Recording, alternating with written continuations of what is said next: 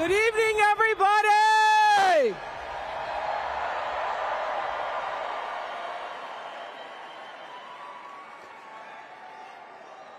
Who says you can't go home again?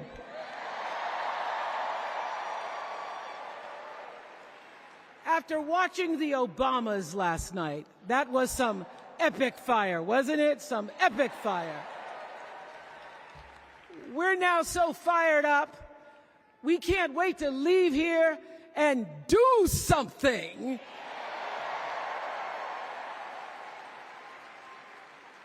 And what we're going to do is elect Kamala Harris as the next president of the United States.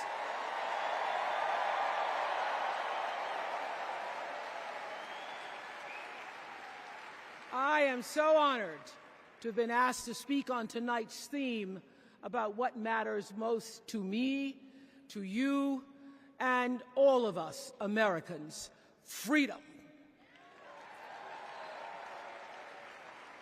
There are people who want you to see our country as a nation of us against them, people who want to scare you, who want to rule you, people who'd have you believe that books are dangerous and assault rifles are safe, that there's a right way to worship and a wrong way to love, people who seek first to divide and then to conquer. But here's the thing. When we stand together, it is impossible to conquer us.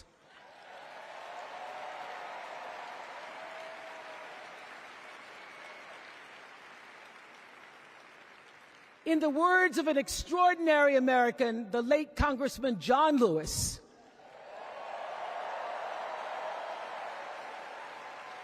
he said, no matter what ship our ancestors arrived on, we are all in the same boat now. Congressman Lewis knew very well how far this country has come because he was one of the brilliant Americans who helped to get us where we are. But he also knew that the work is not done. The work will never be done because freedom isn't free. America is an ongoing project. It requires commitment. It requires being open to the hard work and the heart work of democracy. And every now and then, it requires standing up to life's bullies.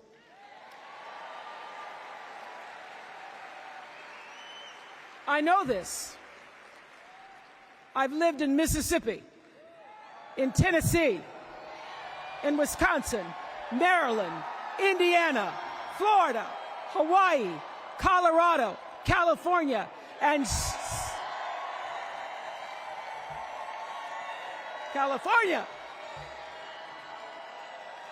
and sweet home Chicago, Illinois.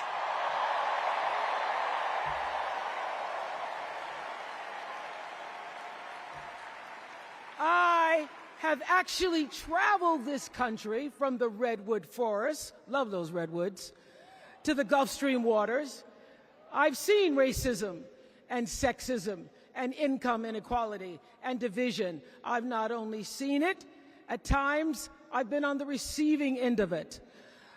But more often than not, what I've witnessed and experienced are human beings, both conservative and liberal, who may not agree with each other, but who'd still help you in a heartbeat if you were in trouble.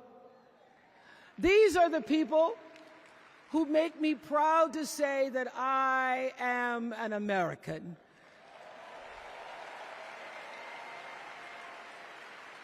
They are the best of America. And despite what some would have you think, we are not so different from our neighbors. When a house is on fire, we don't ask about the homeowner's race or religion. We don't wonder who their partner is or how they voted. No. We just try to do the best we can to save them. And if the place happens to belong to a childless cat lady,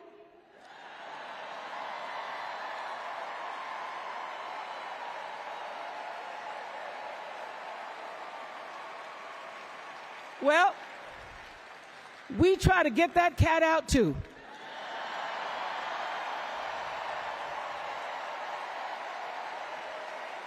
Because we are a country of people who work hard for the money. We wish our brothers and sisters well, and we pray for peace. We know all the old tricks and tropes that are designed to distract us from what actually matters, but we are beyond ridiculous tweets and lies and foolery. These are complicated times, people, and they require adult conversation.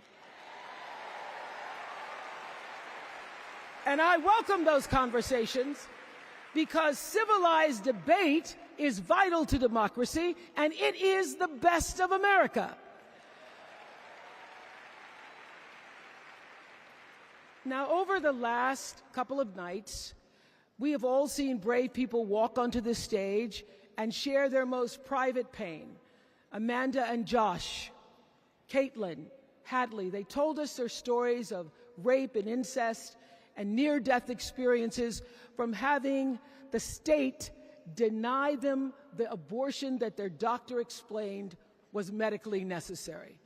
And they've told us these things for one reason, and that is to keep what happened to them from happening to anybody else. Because if you do not have autonomy over this,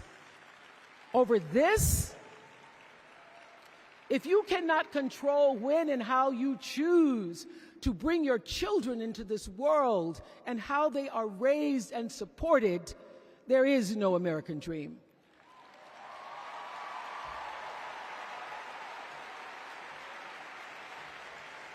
The women and men who are battling to keep us from going back to a time of desperation and shame and stone-cold fear, they are the new freedom fighters. And make no mistake, they are the best of America.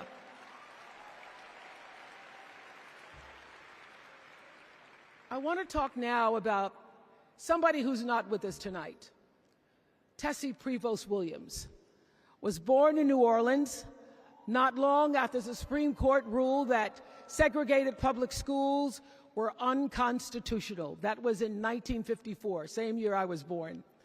But I didn't have to head to first grade at the all-white McDonough 19 school with a U.S. Marshal by my side like Tessie did.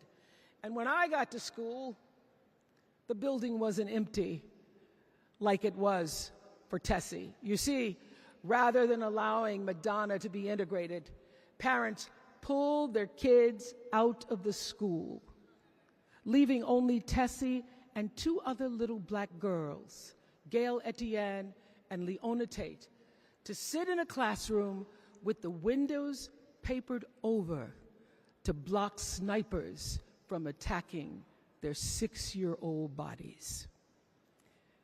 Tessie passed away 6 weeks ago. And I tell this story to honor her tonight because she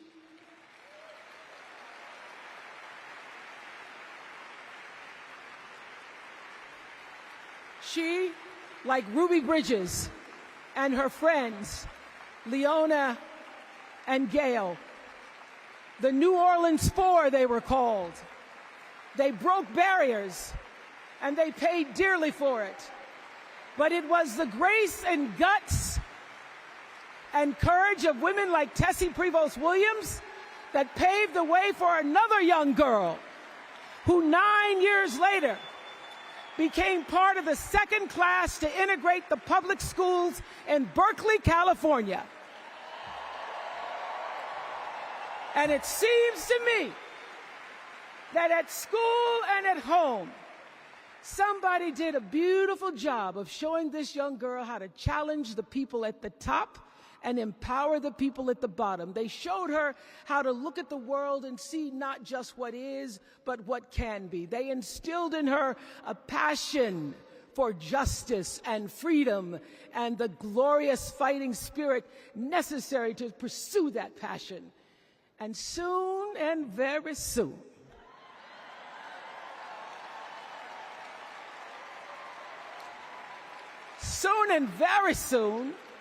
We're going to be teaching our daughters and sons about how this child of an Indian mother and a Jamaican father, two idealistic, energetic immigrants,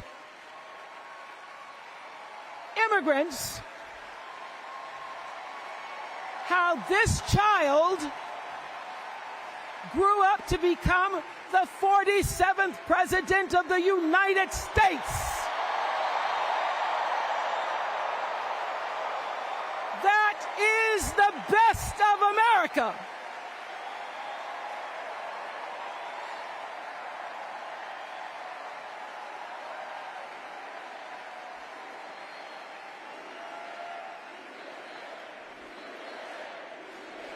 You know, let me tell you this. This election isn't about us and them. It's about you and me and what we want our futures to look like. There are choices to be made when we cast our ballot. Now, there's a certain candidate that says if we just go to the polls this one time, that we'll never have to do it again. Well, you know what? You're looking at a registered independent who's proud to vote again and again and again because I'm an American and that's what Americans do. Voting is the best of America. And I have always, since I was eligible to vote, I've always voted my values. And that is what is needed in this election now more than ever. So I'm calling on all you independents and all you undecideds. You know this is true. You know I'm telling you the truth, that values and character matter most of all. In leadership and in life. And more than anything, you know this is true, that decency and respect are on the ballot in 2024.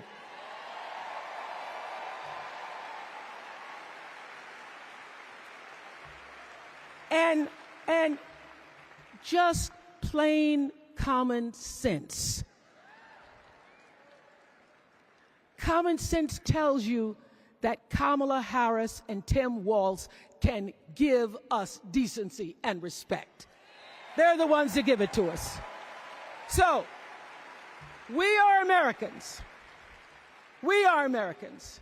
Let us choose loyalty to the Constitution over loyalty to any individual. Because that's the best of America. And let us choose optimism over cynicism, because that's the best of America. And let us choose inclusion over retribution. Let us choose common sense over nonsense.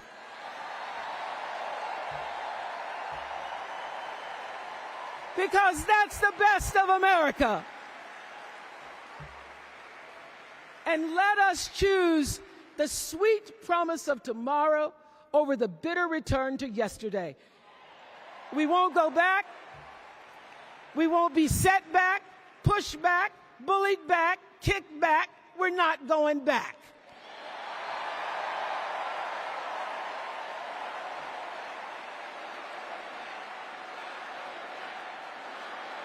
Not going back. We're not going back. So, let us choose. Let us choose truth. Let us choose honor. And let us choose joy.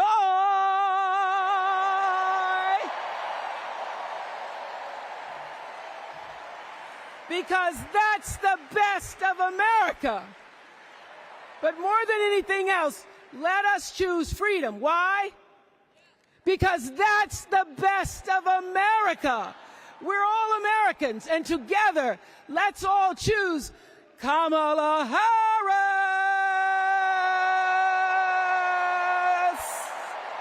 Thank you, Chicago. Thank you, America. Thanks for watching our YouTube channel. Let Spectrum News be your resource for balanced, in-depth political coverage.